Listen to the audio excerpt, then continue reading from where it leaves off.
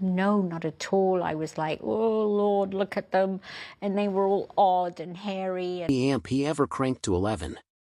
A silence that didn't just fall, it crashed. For over 5 decades, Ozzy wasn't just singing into a mic. He was screaming for the ones who couldn't. He was surviving, loudly, so the rest of us could feel less alone in our darkness.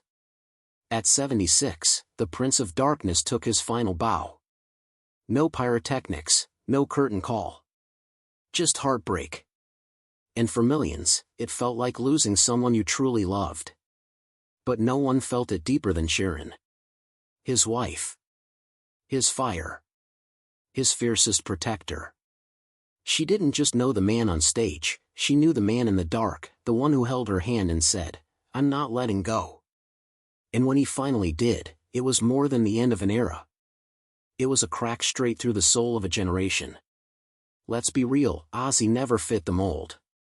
Born into a working-class family in Birmingham, tossed in jail at 17, called talentless by the industry snobs, he wasn't groomed to be a rock god. He clawed his way up, broken fingers and all. He didn't have vocal training. He didn't look like a frontman. He didn't act like one. But the man had something else. Presence. Raw, terrifying, magnetic presence. When he first stepped on stage with Black Sabbath in the early 70s, it wasn't music, it was a movement. It was pain, rage, chaos, turned into art. He once said, "I sang because I didn't know what else to do. I had to scream to stay alive." And he meant it. That wasn't a metaphor. That was a survival strategy. His concerts weren't polished performances. They were exorcisms. The infamous bat-biting moment in '82? That wasn't some PR stunt, it was pure, unfiltered Ozzy. Impulsive. Messy. Real. And when he finished that set with blood on his chin, the crowd stunned, he didn't care. He had already moved on to the next scream. Through pain, broken bones, relapses, and surgeries, he kept showing up. Even when Parkinson's was stealing his balance. Even when the doctors told him to stop. "I owe it to them," he whispered once. And he meant it. Ozzy wasn't performing for fans. He was surviving with them. In his 40s, after nearly dying more than once, he came back. Stronger. Wiser. Not just the Prince of Darkness, but a survivor. He dropped no more tears, started Ozfest, and opened the gates for a new generation of misfits. The ones who looked at Ozzy and finally saw someone who got it. Someone just as broken, and still standing. Then came the reality show. The world got a peek behind the curtain. Behind the eyeliner and the chaos was a man who forgot lyrics but remembered pain. A man who laughed at himself, but never laughed at his fans. Even when his voice started to crack, the soul behind it just got louder. "I'm not a role model," he once said. "I'm a warning." But he was both. He was the fire and the ashes. He was the monster on stage and the man who loved fiercely behind it. That's what made him immortal. He gave until he had nothing left to give. Until even the screaming fell quiet. And then came the final chapter. The twilight years. No spotlight can soften what age and illness did to him. The body that once thrashed across stages became a battlefield. Parkinson's, spinal surgeries, relentless pain, yet he kept fighting. Not because of contracts. Because of you.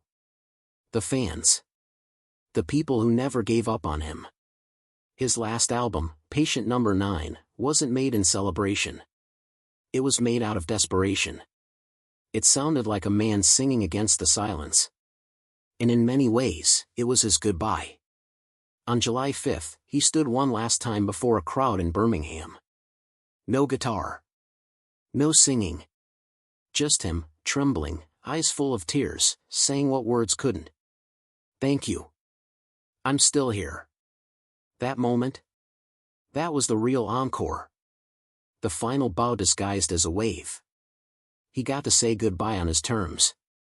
And when he got home, he told Jack, "I did what I needed to do.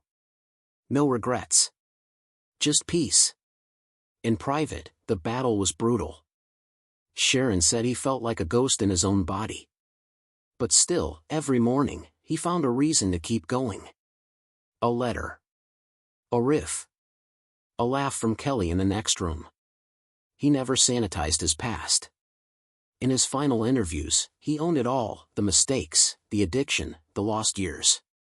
I wasn't always good, he said, but I always tried to come back better. And he did. Again. And again. Until he couldn't anymore. When he finally passed, the world didn't just lose a rock icon. It lost a compass. A voice that taught millions how to scream and how to survive. In Birmingham, fans flooded the streets. Black roses, old records, handwritten notes taped to murals. One message said, "You taught me how to survive." In LA, they gathered at his star on the Walk of Fame. In Tokyo, candlelight vigils. In Berlin, a church rang its bells 13 times, once for every Black Sabbath album he fronted. The world didn't just mourn. It roared. Streaming exploded, his music surged by over 900%. People didn't want to let go. They couldn't. Artists across every genre, from metal to hip-hop, paid tribute. One posted simply, "The honor was mine." Sharon, in her quiet grief, planned something bigger. A Wembley tribute concert. Not a polished production. A raw, thunderous thank you. Just how Ozzy would have wanted it. But she didn't stop there. She began laying the foundation, literally. The Ozzy Osbourne Legacy Foundation. 3 pillars: mental health, addiction recovery, and music education for kids who've been forgotten. She's making sure he keeps saving lives, even in death. She's also writing a memoir about their final decade. The real stuff. The hospital nights, the private tears, the whispered promises. And there's a documentary in the works, opening up the home archives. The real Ozzy. The man who kissed Sharon's forehead after every fight. Who danced barefoot in the kitchen with Kelly. Not the Prince of Darkness. Just a man who loved, and kept coming back. Now, grief hasn't broken Sharon. It's made her unstoppable. She's not just mourning, she's carrying the torch. Sculpting his legacy out of truth. Out of love. Out of the chaos they both survived. The world is responding. Birmingham is building a monument. Petition for a posthumous knighthood is skyrocketing. Documentaries, tributes, university courses, Ozzy is everywhere. And not just in the spotlight. In bedrooms where kids are discovering Paranoid for the first time. In rehab centers playing Mama, I'm Coming Home. In the silence before someone decides to fight one more day. That's his legacy. That's the sound that won't die. Because Ozzy Osbourne wasn't just a rock star. He was a lifeline. He screamed until we could find our voice. He stumbled so we could walk. He bled so others wouldn't have to. He gave the broken a map and never pretended to be whole himself. That's what makes him eternal. And now, it's our turn. So wherever you are, car, couch, street corner, turn it up. Sing loud. Be messy. Be vulnerable. Be you. Because if there's one thing Ozzy taught us, it's this: you don't have to be perfect to be powerful. And hey, if this story hit you somewhere deep, share your memory. What song carried you through? What lyric saved your life? Drop it below.